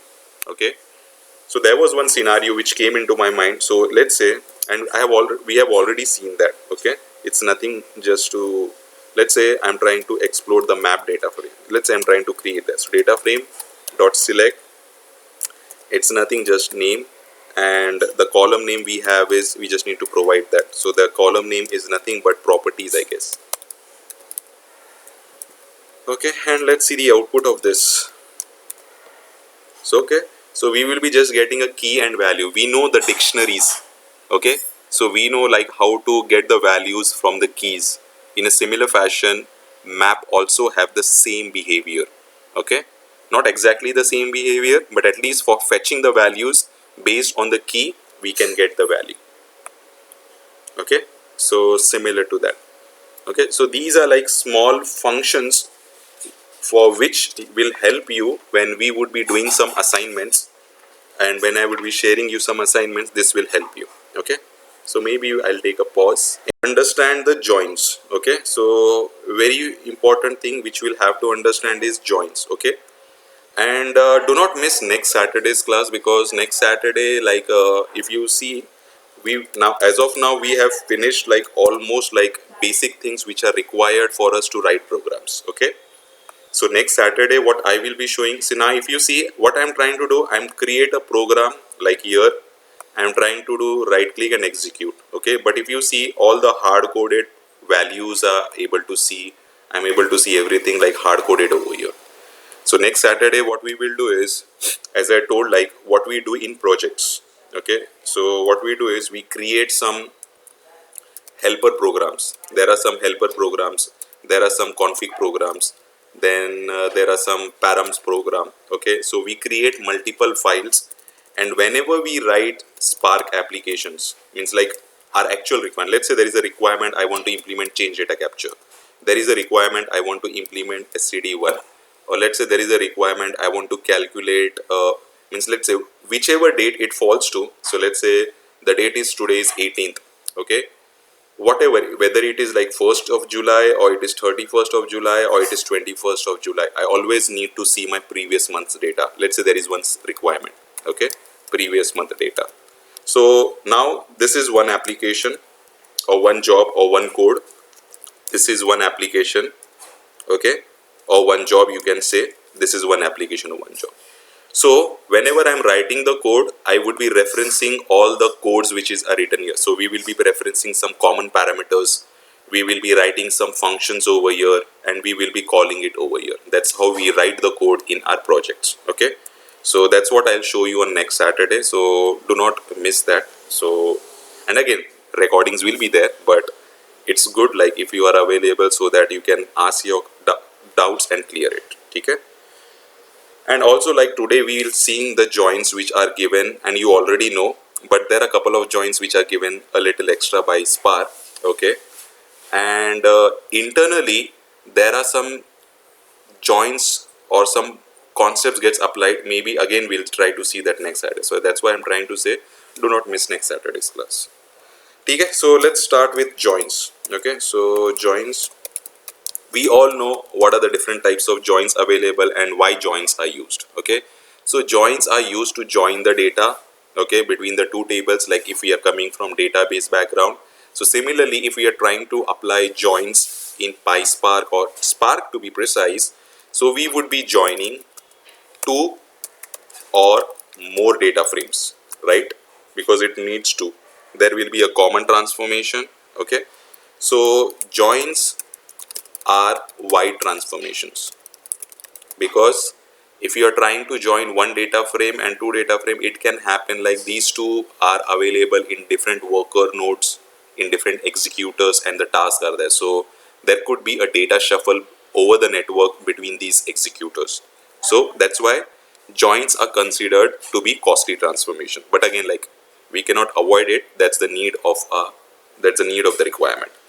Okay, so but internally it comes with optimization process that we will try to understand, okay, with the help of like what is catalyst optimizer and what is tungsten. So that's later. So what we will try to do, the joins which they provides us, okay, same like other. So we have inner, we have cross join, same way like we have outer join, that is nothing but your full outer left. Okay, so we have left, okay, then we have right, okay, full left, right. But two additional things they provide us. So the first thing is left semi, left underscore semi, I guess, left underscore semi, and left underscore anti. Okay, I've never used this, but can be asked in interviews. Okay, so let's understand this with data sets, how we can write. So I already have this data set ready with me for employee and department. We'll take this data and we'll create a new application or a new job. So let's say we are trying to understand joins. Okay, so the data set is this for us, and we are trying to use builder Spark. Okay, so let's copy paste this and let's minimize this. Okay, and let's comment indent this. Okay, and this is not required. So imported one package. Okay, so we created, like, just change the name. So let's say I'm trying to read about joins. So this is one employee data and this is one department data. Okay, and if we just want to quickly create some data frame on top of that, so for what we will do is we'll try to say, let's say, employee calls or employee columns. Okay, so the first column name is, let's say, employee ID. The second column name is nothing but, let's say, employee name. Then we have, let's say, what is this, -1. Let's say this is manager employee ID. I'm not able to, yeah, let's say 1122 -1. I don't know why I have kept -1. Okay, we'll get the data and we'll try to understand. Then let's say, so year. Okay, then afterwards we have 10, so that is nothing but the department as a column. After that we have gender. Okay, and finally we have a sal column.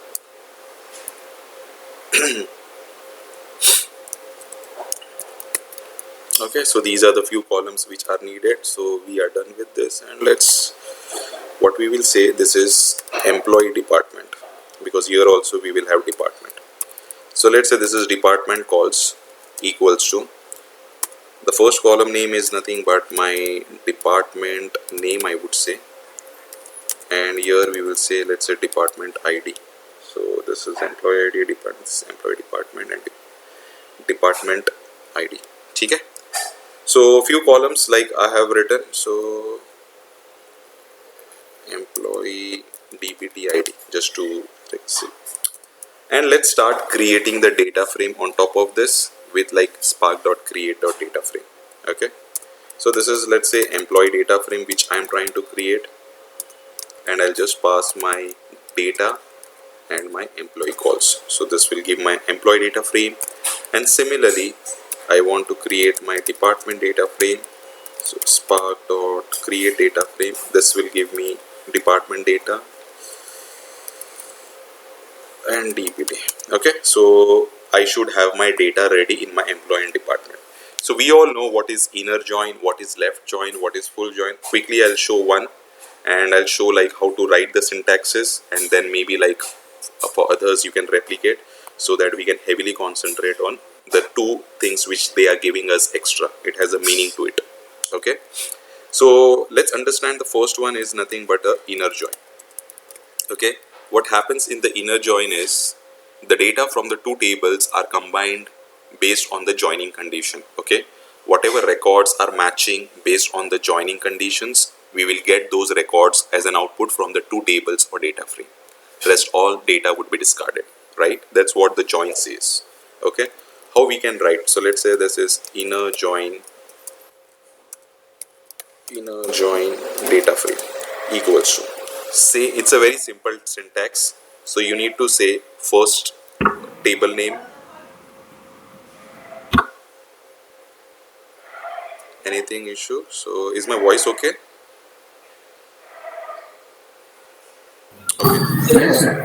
Okay, so the first data frame we are trying to see. Okay, then we are trying to join. Okay, what is the second data frame? The second data frame is nothing but my department. This is how you will have to write. After that, what you will have to do is you will have to specify the joining column. Okay, so from the first data frame, that is nothing but employee data frame. Okay, so what I will say, employee data frame, what is the column I want a join? So that is nothing but the column is employee department ID, right? So this is the column name. Okay, equals to, then what is the second table or a data frame? So that is nothing but department data frame. Okay, so there will be not single equal to, there will be double equal to. That's why it was giving errors. From that, what is the column name? So the column name is nothing but a department ID, and what type of join you need to apply, whether it's a inner left outer, full or right. This is how the syntax will get. Okay, so first data frame, join second data frame, there will be a joining condition and the type of join which you want to apply. Okay, so this is how your syntax will be there. Okay, so let's see the output of this, and hopefully we should be able to get the data which is available on the two data frames based on the joining condition, which is based on the department. So here I think I have 50 which is extra, and here I think 40 is not this. Okay, so 40 will not be 40 is there, so we should not get the data of 50. The rest like 10, 20, 30, 40, 10, 20. Okay, 30 is not there, so we should not get the data of 30 and 50. That's what it says. And again, like if you evaluate the data, it will get that. Okay, so it's straightforward. So writing the joins are pretty easy, but there will be some scenarios where you will face data ambiguity issues, in the sense like you will try to write the column names, but you will not be able to, means like you will face there, I know, means like there are some scenario, there are some assignments which I will be giving you, and you will face challenges over there. Okay, at that moment of time, what you will have to do is you will have to alias this. I'm just giving you a hint, but what you'll have to do, nothing, it's just copy paste. So let's say here you have to alias that, here you have to alias that, and you will have to just say employee, and in place of this you will just have to write employee. That's the only addition thing you'll have to do, because there will be some scenarios in the case like, let's say the joining column here also is like, let's say ID, the name of the column is ID, and here also the name of the column is ID. At that moment of time, you will not be, means when you are trying to write the joining condition, when you are trying to reference some columns, it will give you a data ambiguity issue or the column issue. From which table or data frame are you trying to reference this column? At that moment of time, you will have to use this concept. Okay, so that's where I'm just trying to give you a small hint, so that will come into your assignment, and that's where like you'll have to do some twisting and some R&D. Okay, but it's very straightforward. I have given you the hint also. When it comes to writing the other joins, okay, so I'll just say take one. So let's say full. Okay, so that is nothing but your full outer join. So let's copy this same piece, and we just need to change. So here in case of full outer join, there are different things. Either you can write outer, okay, either you can write full, okay, or you can write full outer also. Let's say full outer join. Now this is not available. Okay, I purposely gave this, and let's execute this. Let's execute this, and it will throw, hopefully it should throw as an error. And again, when it throws you an error, it gives you the suggestions. Okay, if you see, it is telling us unsupported join, and if you see, these are the joins available, supported joins. So that's why I just wanted to show you. See, so many joins are available. So based on that, you can use, like, again, if you are not sure, okay, what does semi join means, even I don't know. So what you'll have to do is you'll have to either Google it, or you'll have to go to the documentation. Okay, so precisely I like 6 to 8 joins which we know from the SQL, and the 2 extra, that's what I know. So again, like if you face any issues or any errors, troubleshoot that and move it. So as I told, like there are ways of like full outer, this is correct syntax, and hopefully it will give us the output. Why? Because we can see over here it is full outer. Again, we can write full underscore outer. Not necessary to remember everything, but whatever syntaxes which you know in sequels, they are carried over here, and you will be able to write your joins nicely. Okay, same it will go with your left outer join. Okay, same it will go with your left. So the only thing is you'll have to change over here. What you will say, either you will write left as a keyword, okay, or else you can write left outer as a keyword. Okay, either you can write left outer. So both should give you the, so let's write this left, and let's write this left. Okay, and let's execute this. Then, so in this, what will happen? So we will get all the data, and if the match is not available on a joining key, so the column values for those will be filled with null. Okay, that's what we know: right outer join, full outer join, left outer join. Okay, I hope like you all know this, so that's why I'm just trying to make a move. Okay, so left outer join, because I'm not able to find the condition, so that's why I'm trying to get all the data from left table. Okay, left table, right table, so you are good with it. Okay, any questions in these type of joins, because the normal joins are there.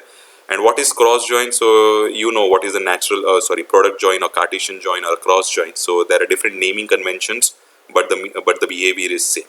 Okay, now we'll try to understand the joins which they gives us extra. Okay, and it's a little twisty and turny. Let's try to understand that first, even like I get confused. So left semi join. Okay, now what does left semi join means is, okay, now left join is similar to inner join. Okay, so left semi join is similar to inner join, but what is the difference? So the similar to inner join, difference being, okay, left semi, okay, left semi returns all columns from left data set and ignores all columns from right data set. It's a simple thing. So what happens in left outer join is we get the entire data from the left table, whether or not that column is matching in the right table or not. Correct? But we know like what is semicircle and full circle, like in the mathematics we know. Okay, so semi is nothing but half. So that's where the left semi join comes. What does left semi join says is it is similar to inner join, which means that let's say I'm having 10, let's say I'm having 20, I'm having 30, and I'm having 50. So this was the first employee. Okay, and let's write DPT over here. Okay, so let's say here I have 10, let's say I have here 10, here I have 40, and here let's say I have 30. Okay, if I apply my left outer join, okay, a traditional left outer join, what will the output? I will get 10, I will get 20, I will get 30, and I will get 50 also, right? When it comes to left semi, what it is telling is this join is similar to inner join, which means that 10 is matching, 10 is matching, 20 is matching, no, 30 is matching, yes. Okay, so difference between left semi is written all the data from the left data sets, which means that 10 and 30 only I will be getting.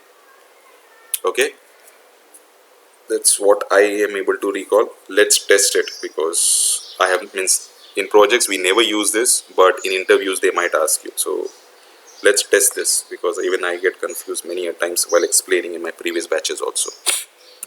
So we'll try to compare with this left outer join, and we'll comment this. Okay, let's comment this. This is full is not required for us. Okay, we have the data and we have the left outer join. Now what we will try to do is we'll try to write left semi join. Okay, and we'll try to compare the results. Okay, so let's write a left semi data frame, and we will write a print statement just to understand.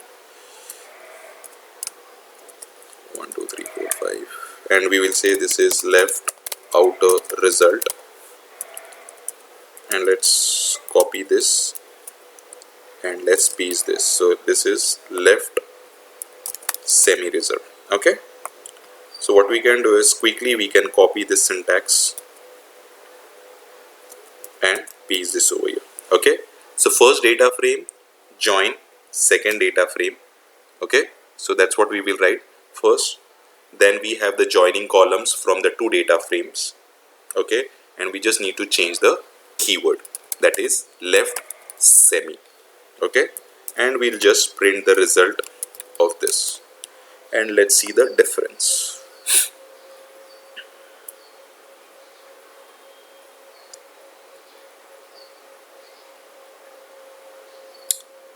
I'm just concerned about that 50.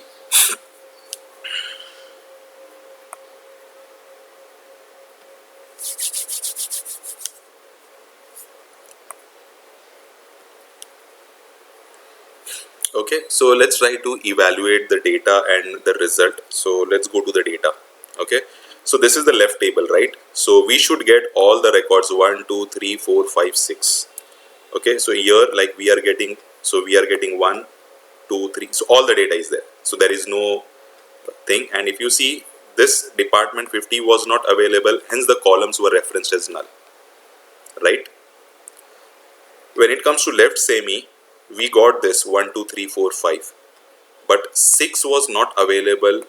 Okay, but in my left outer join I was getting that data, but when it comes to left semi I am not getting that data. Okay, so I was able to recall it appropriately. Are we able to get this join, left semi join? So, Chef, this is similar to inner join, right? Then, It is similar to inner join. Yes, you can say that it is similar to your inner join.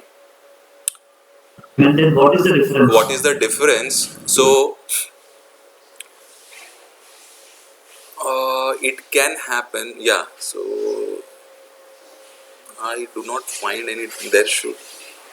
There is one thing which I am not able to recall. There is one point. Okay, so when you are trying to apply, okay, yeah, I got that. I remembered that point. So if in interview they ask you like, what is the difference between left semi join and a normal join? Anyone?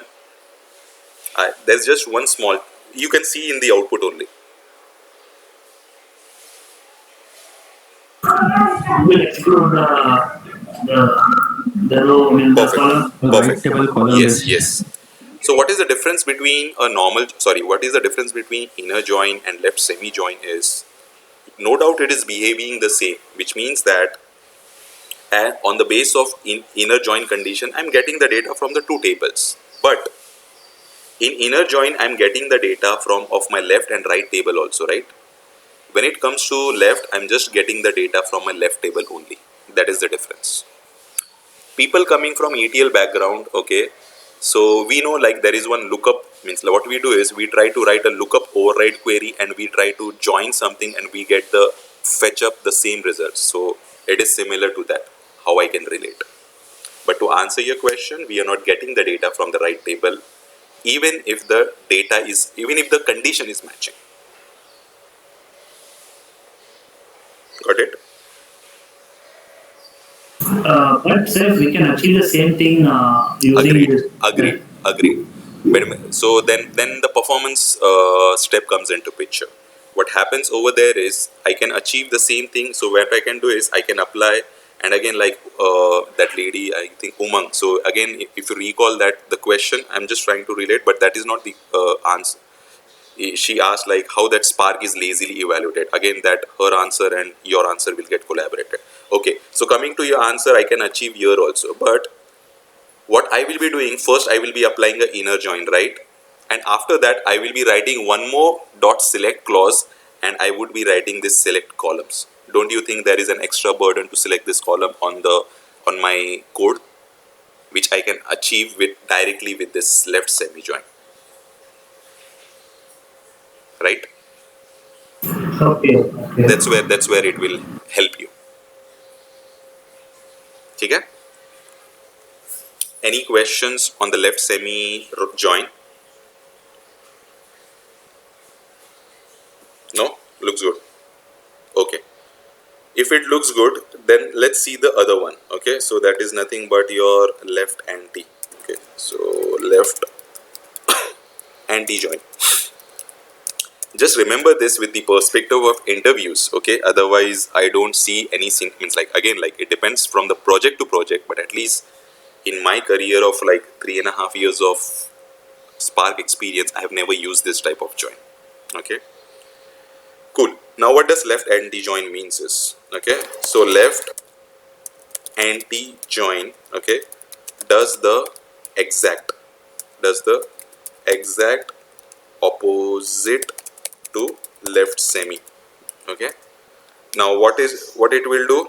So left anti join returns only only columns, okay, only columns from the left data set for non-matched records. Okay, so that's what it says. Now what it is trying to say to us is, okay, it is trying to do the exactly opposite of my left semi. Okay, I understood. Okay, so it is exactly opposite, but what exactly that opposite is? So it is telling me it will return only those columns from the left data set for non-match records. So I think like we should get like that 6 wala data, we were not able to get that, so we should be able to get that. Let's go and let this be here only. So we'll copy this, we'll paste this, and this is left anti-join. We'll change this, the keyword, and the keyword should be left anti, and we will need to say this is left anti results, and it does not matter. So no, we'll change this because it will get confused with the earlier data frame and this data frame, right? So let's change this as well, and let's execute this, and we should be able to preview our result in front of us, and it will give us the result, and let's understand that.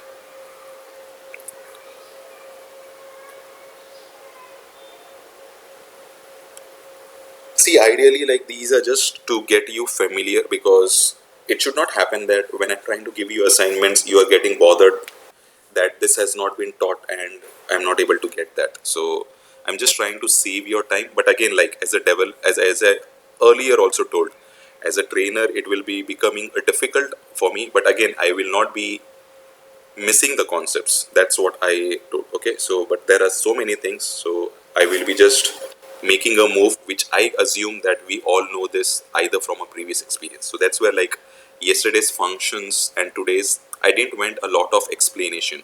I just gave an overview because you might be knowing, and wherever it is required, like explode and like these kind of joins and count distinct, so wherever there is something new which is Spark presenting to us, I'm going ahead and explaining. Okay, so I hope like this we got left anti and left semi. Okay, again, like if you see, I purposely made an error a little while earlier, and there were so many types of coming.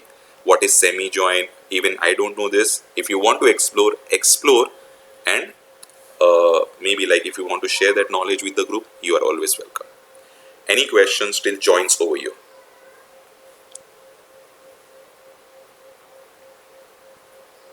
No questions? Okay, then we have a self join, right? So we know what is self join, joining the same table and deriving the output. Okay, so I'll give that as an assignment, so you'll have to work on that, and hopefully it's like same thing like how we write in a traditional sequence. So it's just like writing. Any questions in the joins which I can address so that it can help you in your understanding? So for left semi ठीक है. join, so can this be achieved by intersection also of the two data frames? Intersection, if I'm trying to do, so I will be getting the matching data, but again if you see, ma'am, so there also we will be getting Like all the inner required join. columns, Yeah, okay. right? Yes, definitely your thinking perspective is like good, and you're trying to reference here and there, and that's a very good thing. So that's how like you'll have to start relating things. Can I do this? Can I do that? But to answer yes, that means we can relate it. Yes, we would be getting an intersection output, but the columns will be like same. It will be like inner. Inner, right. Got it. Yeah, yeah. Any questions on joins? No questions? Okay. So no questions. Then let's try to understand. Okay, what if I want to join 3 tables? So how will you write your join? I mean, it's like how you write your joins in your traditional sequence. What we do is, let's say Let's say this is table 1. Okay, we have table 2 and we have table 3. Okay, what we do is first we try to join these two tables, right? Whatever the output which we are trying to get, so the output of this will be joined with this third table, right? So in a similar fashion, in Spark also or PySpark also, you will be doing the same thing. If a scenario is coming there, you have to join multiple tables. At that moment of time also, you will be doing those things. Okay, I hope like you can tackle that easily. Okay, any questions in that? So that is one thing like which is coming from traditional SQL. So I'm just trying to reference that. Yes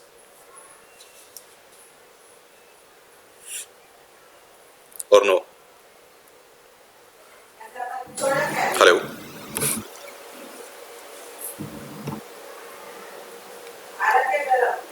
is my voice Yes, audible?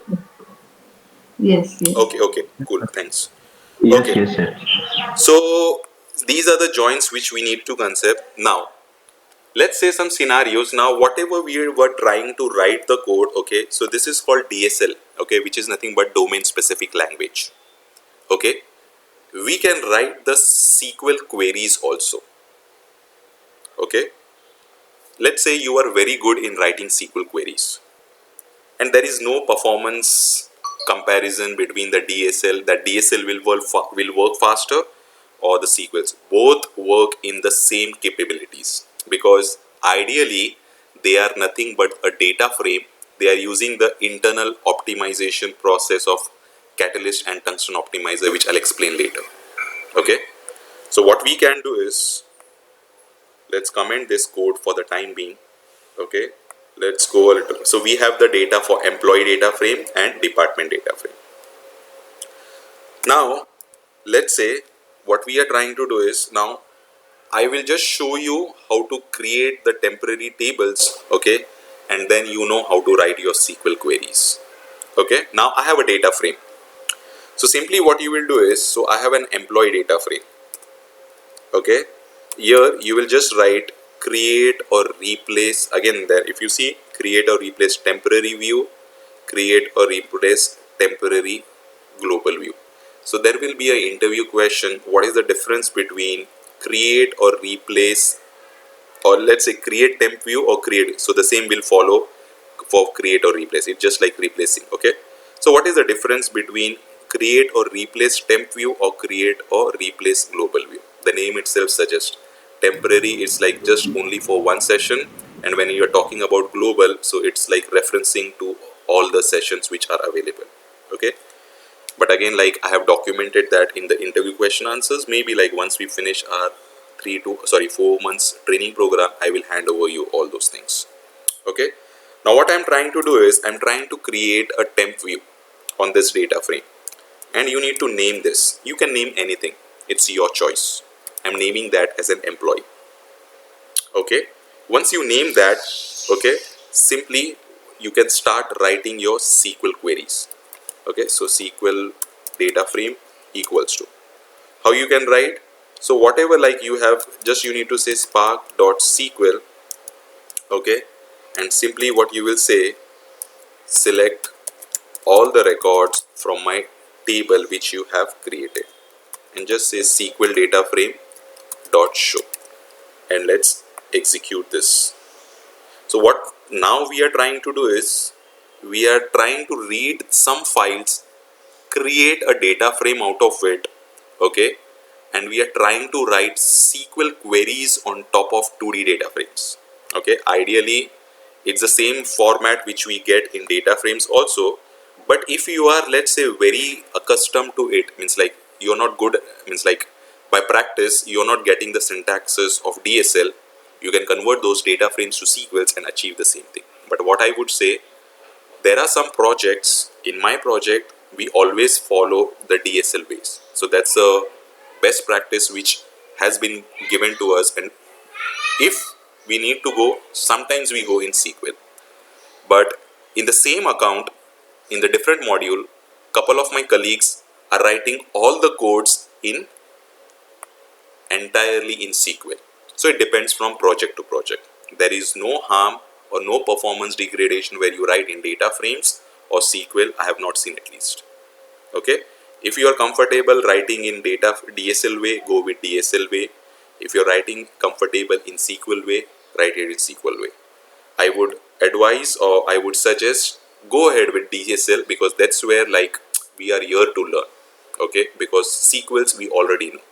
So later on, let's say if a scenario comes, I want to write my row number concept, rank, dense rank, I can write it over here also. The same thing what I have written in the earlier explanation which I have given. If I want to write a self join, I can write a self join also here. Left outer join, right outer join, full outer join, whatever the requirement is, you can write it in SQL and get it. I will be showing very good scenarios moving ahead. As of now, this is very early stage when we will be doing integrations. So at that moment of time, what we will do is, okay, we will from the PySpark, okay, so from Spark, that is nothing, as of we are learning PySpark, okay. So from here, we will try to connect to a MySQL database. Okay, as of now, MySQL database is installed in a VM. That's why I will try to connect. But the same properties will apply if you are trying to access Oracle, Teradata, Postgres, or any databases. Only the thing is, the JDBC connection names will change. The rest concept or the flow of writing the code will be the same. So what we will do moving ahead, we will perform some integrations. Integrations in the sense like, here in this code, PySpark code, we will try to connect to a MySQL database, read the table as a data frame, okay, perform some operations and write the data to a Kafka topic. We can do those things. Or else what we can do is, from this PySpark, we can read the data from Hive database, perform some transformations and write the data back to S3 on cloud, or maybe Redshift as a database or DynamoDB as a database in cloud. So all those integrations are possible, and we will be seeing that at a later stage. Okay, so just to make you, so let's remove this. So either you can write your ANSI 89 queries or ANSI 92 queries. Okay, now what is ANSI 89 and what is ANSI 92? I hope like you might be knowing this, but let's quickly just let me copy this print statement and let's piece this. So this is, let's say, ANSI 89 method, where like we were used to write the earlier thing. So I have created a data frame. Okay, now here I'm writing a small query just to make you aware, and for that let me take my department data frame also.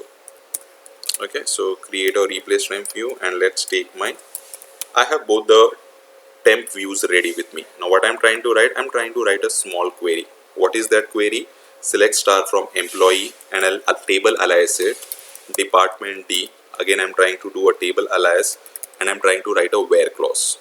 Okay, in this where clause, where I'm trying to write where e dot employee ID equals to d dot, and let me copy this column name. Okay, I'm just trying to write this equal this. So here if you see this where clause, so this is coming like how we were used to in the older methods.